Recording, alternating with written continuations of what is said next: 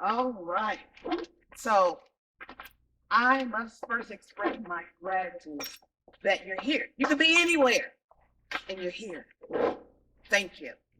For those of you who don't know me, my name is Colonel Pam Stevenson, born and raised in Louisville, Kentucky. I served 27 years in the United States Air Force. I was a section commander in the maintenance squadron, and then I was a JAG. I served in 11 different countries, the Middle East, many countries in Africa, England, Germany, Italy, and a whole bunch of states in the United States of America. So, why now? I mean, girls should be taking a nap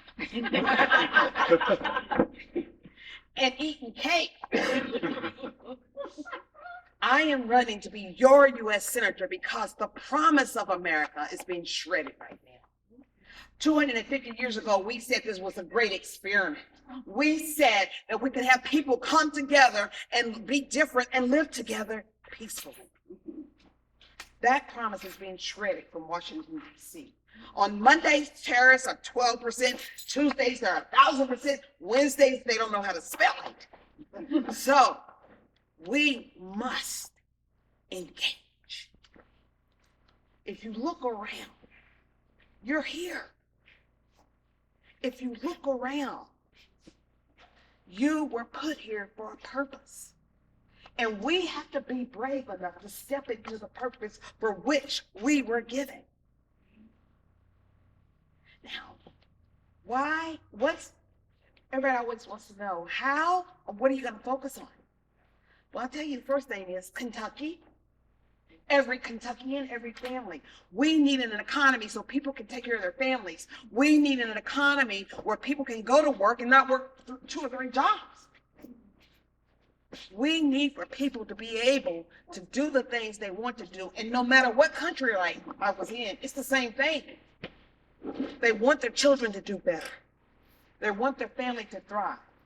And they want the one life they have to make a difference. We can provide that environment as the government. I don't know of any family that can build roads. I don't know of any family that can build healthcare systems.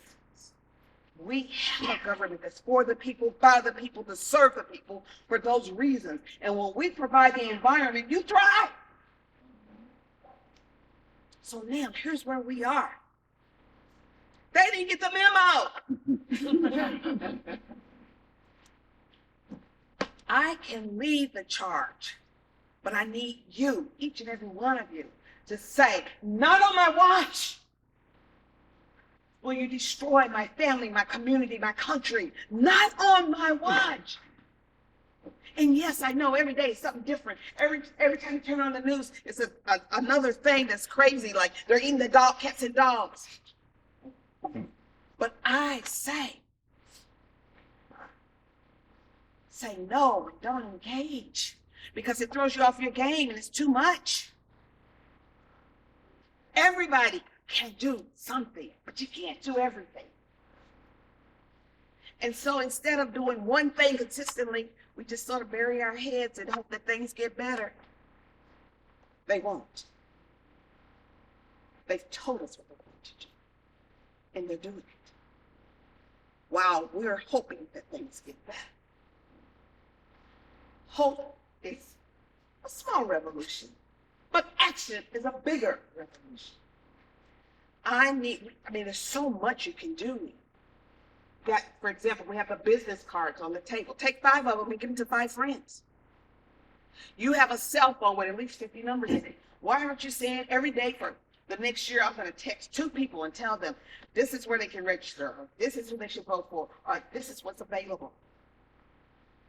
Why can't you get with 3 people in your family and 2 other organizations, and you sit down and say, okay, we can't do everything, but we can register 100 people to vote.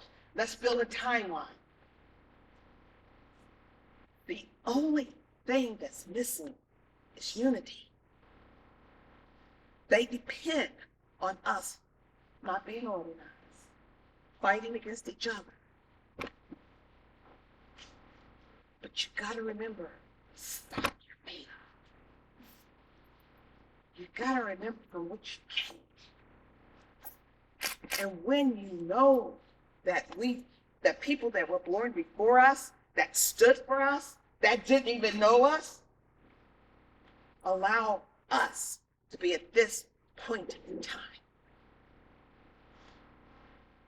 We oftentimes talk about all the people that we consider famous.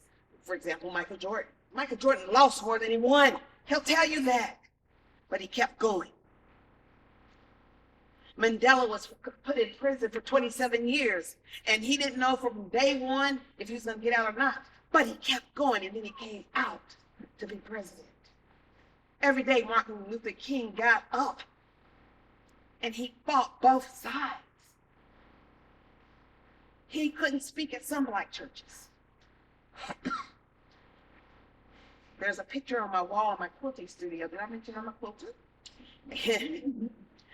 And there are 3 police officers on his back and dogs nipping at him. He got up anyway. And now we're afraid to breathe. Fear has us stopped. And fear is what's going to allow them to win. All across this country, thousands of school kids say, I pledge allegiance to the flag of the United States of America and to the republic for which it stands, one nation, under God, indivisible, with liberty and justice for two. They say it every day. Okay, for all. Seeing if y'all was up. We hope. We still hope. So that's who we are. Now, this can be done. We've done the numbers. I'm not just a pretty face. I'm in it to win it. But it cannot be done without your consistent action. It's not only do I need whatever money you might have, but I need for you to be active in your networks. I need for you to lean in. The tendency is like, I'm tired. This is just too crazy. Wake me up when it's over. If we have to wake you up when it's over, it's over. It's counterintuitive to lean in when it's so bad. That's what's required. The whole group of people that we don't even know lean in for us. And I will tell you about this one great leader that actually leaned in. Lucy May was born in the early 1900s. Dropped out of 6th grade at 12 years old, got married at 14, had 15 kids. 15! That's what I said! 15 kids. But Lucy had a dream that her grandchild would go to college, so she saved 10 cents a month for an insurance policy. And for some of you that remember the big accordion files where they go door to door and they write your name in the book. And she did that for a long time. And then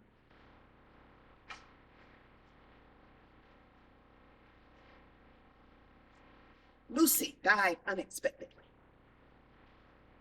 And when I turned 18, the insurance company gave me the policy. You see, Lucy was my grandmother. And Lucy dreamed a world for me that she didn't even have for herself. She couldn't go downtown and file a police report. She couldn't go down to the library. She wasn't welcome in stores. She had to make do with what she had, but she stood for me. That one day I would live in a world where whatever God wanted me to be, I could be. Whose Lucy are you? Who are you standing for? The people that are not yet born can't do anything. It's all on us. I'm asking you to step into the us. In the military, and I got a lot of military people here, we don't ask if you're Republican or Dem, what part of the country you're from. We live for something bigger than self. They drill in us duty, honor, country. And we take that oath very seriously. I'm asking each one of you to join me and live duty, honor, Kentucky. With your support, we will win this race. And not only that, we will lift up all Kentuckians. We will stop being at the bottom of these lists. We just have to be brave enough to hear the noise, but not engage with the noise, to do what we can with what we have, to love above all, because the last time I checked, love never fails, love never fails, love never fails. And while it might look a little sketchy right now, I stand squarely on that principle that love never fails. Ooh. So if you are willing and able, and you are because you're in this room, I'm asking you to not leave here until you've purpose in your heart what you're going to do. Because you go out that door and life happens, and you'll say, I'll get back to it. And you look up, it's a month later. It's like, well, who's that little short black girl? What does she need? What does she want? And then you look up, and it's November the 3rd, 2026, and it's time to vote, and we haven't done the things. So I'm going to be quiet for 2 seconds while he's ready to ask me the question she did. But I want you, and I'm going to ask you, what are you going to do? What are you going to do to make sure that your legacy, your community, your family thrives in the face of what we're dealing with now? The only way democracy works is when citizens engage. If you don't engage, you get what we got. In Louisville, in May of 2024, our voting rate was 16%. It was pretty bad all over the state, but I live in Louisville, so I use that one. 16%. And the people that fought for the right to vote would say goodbye to their families because they didn't know if they were coming back.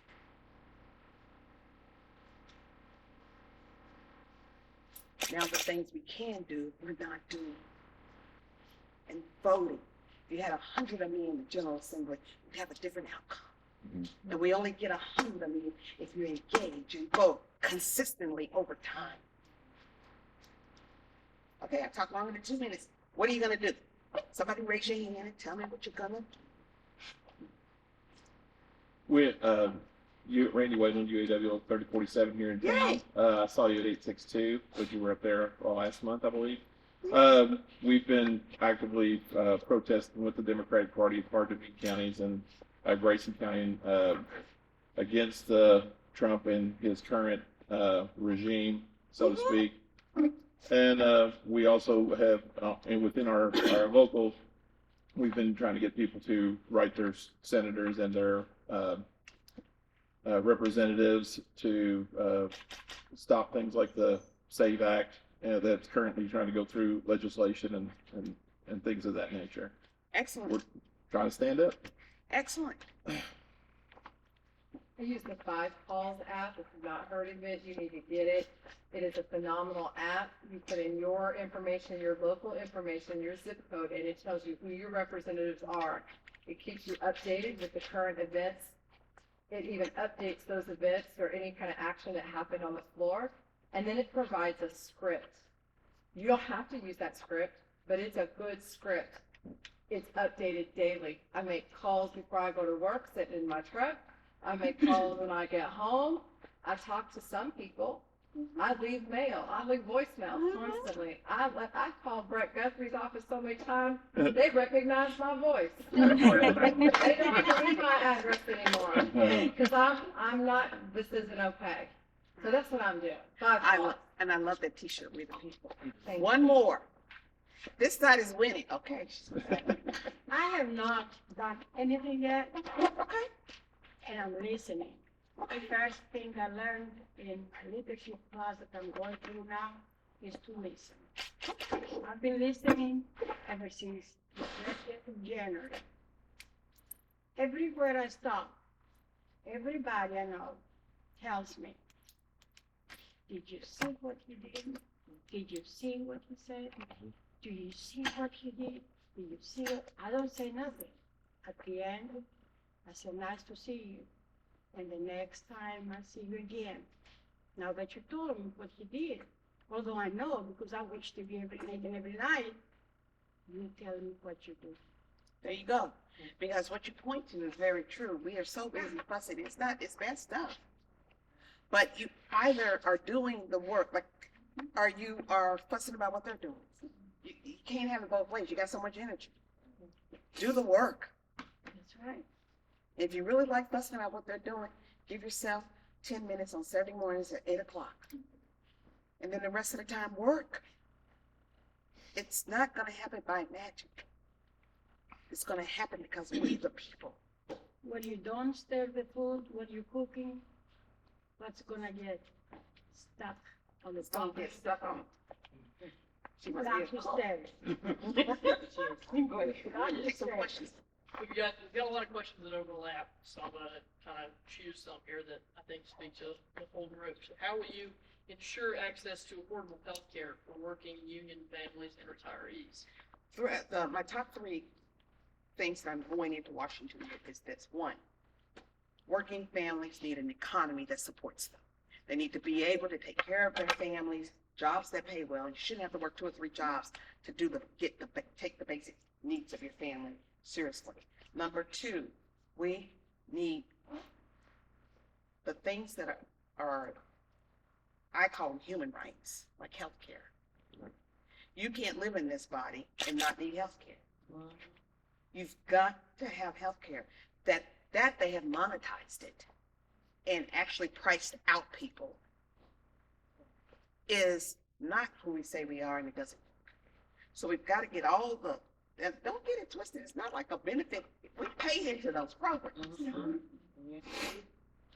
So we've got to make sure that once we get things back even, that we create guardrails so that this doesn't happen again. But we have to have health care. And it is possible. Other countries are doing it. All right. Oh, I'm sorry, I forgot the third one. Okay. Number Third one is veterans. You can't have somebody die for your country and then when they come back, don't give them health care.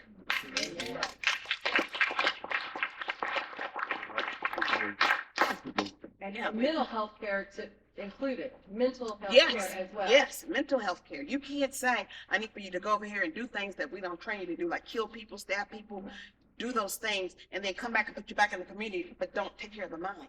There should be no such thing as a homeless veteran either.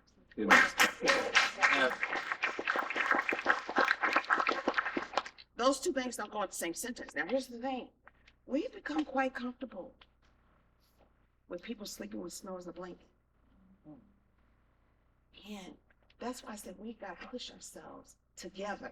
Everybody's doing great programs in a silo, great programs alone, and it's not resolving the issue. We need to come together and walk towards the thing we say we want to eradicate, which might be homelessness. There's a whole way to do it. We put a man on the moon, we can do it. So, you are correct. Now, Another one. What is your plan to save Kentucky from what's being done now to destroy our democracy and the American way? we have to get people engaged. A democracy only exists if people are engaged. If you're not engaged, you get what you got. So, I'll lead the charge, but I need somebody to get up and say, I'm the one. I'm going to find 5 people that haven't registered and have them vote. I'm going to take 3 elderly people to the polls. I'm going to do what I can do to make sure that the voting rate in this state is closer to 50, 60% than 16. It's incumbent upon all of us. Yes, we're tired. But that's when you lean in. It's not just a need job. I can facilitate. I can do all the things that are needed. But I need you to activate your networks. I need for you to decide what you're going to do and how you're going to do it, and do it for the next 18 months. Okay, how will you defend against the Trump administration's assault on LGBTQ rights? Let me tell you. I am a minister, and I believe The guy knows what he's doing. Who am I to question God about the people he makes? So,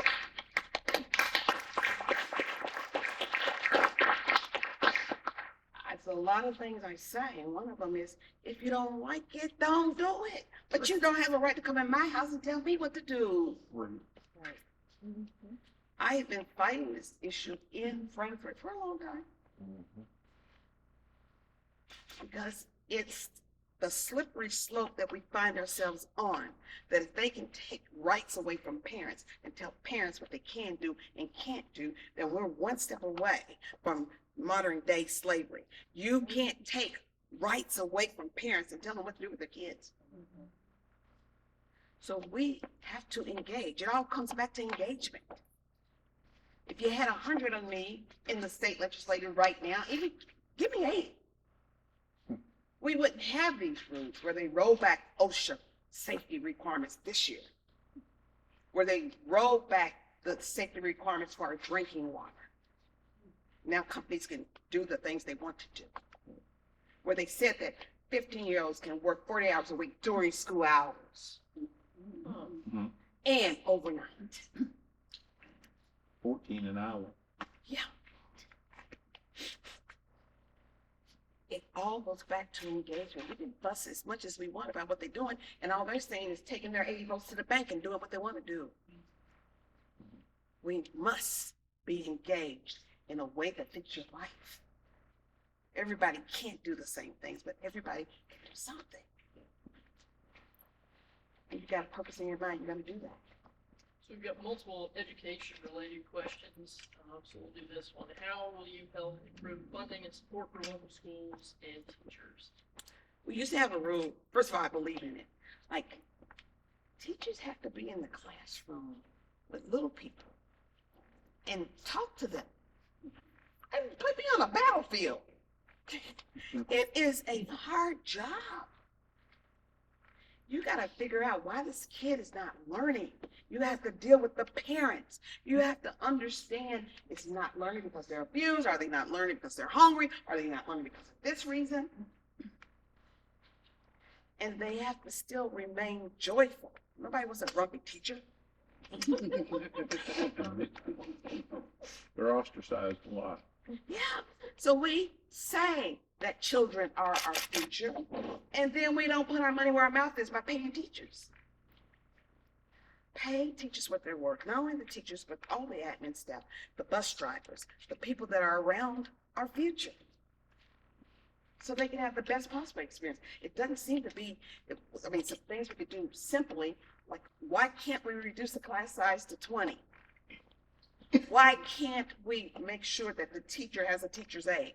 Why can't we have people on the bus system to help so the driver doesn't have to be the bus driver and the monitor? Why can't we go to the parents and the teachers and ask them how they would be like? They know, they're there every day. We're not listening. And we keep trying to get at that pot of money, that public education money. Don't want to give it to the public education system, but we keep trying to get at it, to give to other systems. Again, we're back at engagement. What you gonna do about it? Because they will, how many times have they tried to take public school dollars for private? They keep trying, and when we engage, we win. They're still trying. They hit it in the bill, the big beautiful bill. They're trying to move that money into that private sector. And they change the terminology. Absolutely. So people won't recognize that that's what they're doing. We already don't fund, federal dollars do not fully fund special education or IDEA. And now we want to cut it. And we want to take that money from our most vulnerable learners and do what? So how do we stop that? How do we stop that? Again, I know I sound like a broken record, but you've got to get representatives in there that don't believe that it's all right to harm a child. And right now, they are doing those things. They believe, like on the Michelle P. waiver list, for example, some people, parents, and these, for those of you who don't know, it's people that children for the rest of their life will have to have an attendant. They're bedridden. They have some type of physical or mental problem where they will never live alone. Mhm. And if I was a parent of that child, I would be worried sick. Like, what's going to happen to my child after I'm gone? They're on a waiting list for up to 10 years. And then when they get to the top of the 10-year waiting list, they're told they don't qualify. We've got to change the systems that we put people through. That's the purpose of the government. And it matters who you vote for. Thank you. We've got time for one more, and then we'll have some time for you to listen to folks here from a one-on-one again. How are you planning to gain national attention and endorsements for the Senate seat? You haven't noticed that I am a quilter? No, I believe in having fun. We got one life. We're going to do the work. Might as well have fun. But we have already, I wish I could think of the shows, but we have to have national attention because Kentucky's a poor state. And the money that it takes to run a Senate race is upwards over $24 million. And the last time I checked my bank account,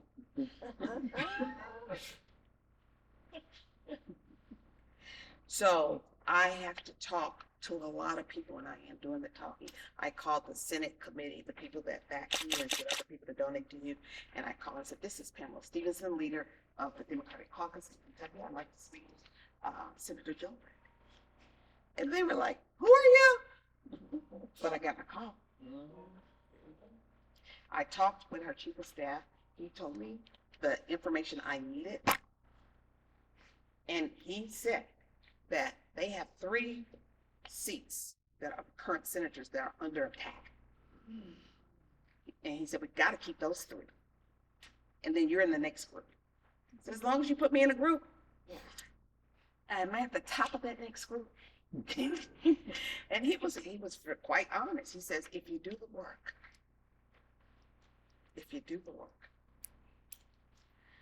then we are just, I forget the names. 3 shows we were on. I can't remember them. We were just on, oh my gosh, I can't even think of it. But we're doing the work. I'm doing the interviews. And the more exposure I get to people, because this is where most of the money's going to come from, the more people are willing to give. Now, my team, they're trying to run me ragged because they say when people meet you, they want to give you money. I'm like, okay, I will do that. But it's also a lot of fun, and it's also what's needed. I want people to know that the people, because I hear people all the time saying, what's wrong with those hillbillies in Kentucky? They keep voting in Mitch McConnell and their Trump. I'm like, no, you don't know my people. You don't know Kentuckians the way I know them. Don't mess with my people. And that's why they put it in my launch video. They really don't have a problem with me unless they come after my people. It's just the way it is.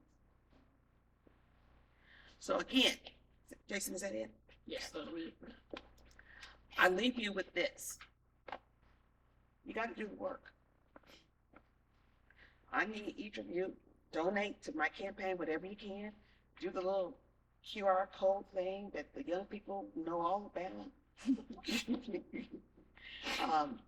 If you can do monthly, do monthly. And then we're setting up some different things for people to do. Do that. It's not enough to say I like her.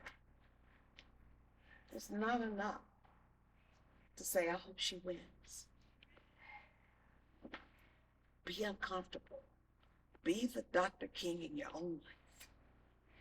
When this happens, it will be our win because you did the work. Thank you for having me. Don't forget to get your all the little stuff they got over there on the table. You got business cards. Take 5. Ask your people and your family to vote for me. Ask them to do what they can. I'm counting on you. I can't do it by myself. Thank you.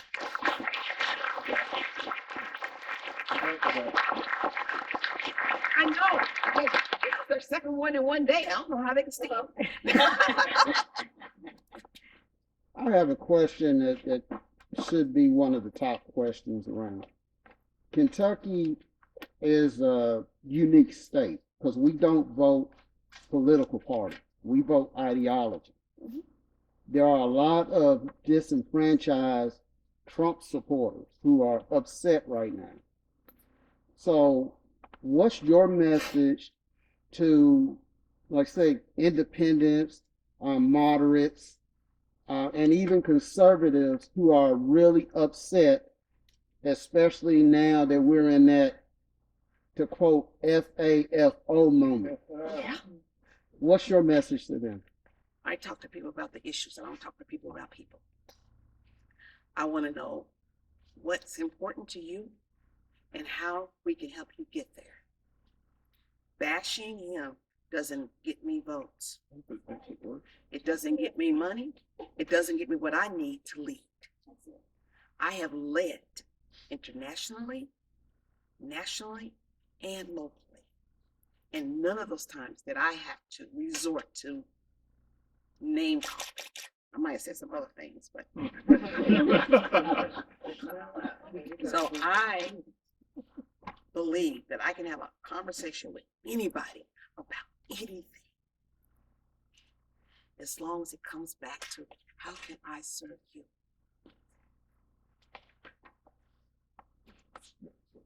Okay. Well, I ain't got no food, so I guess y'all gotta go home. You need the dog for the cat. Don't eat it.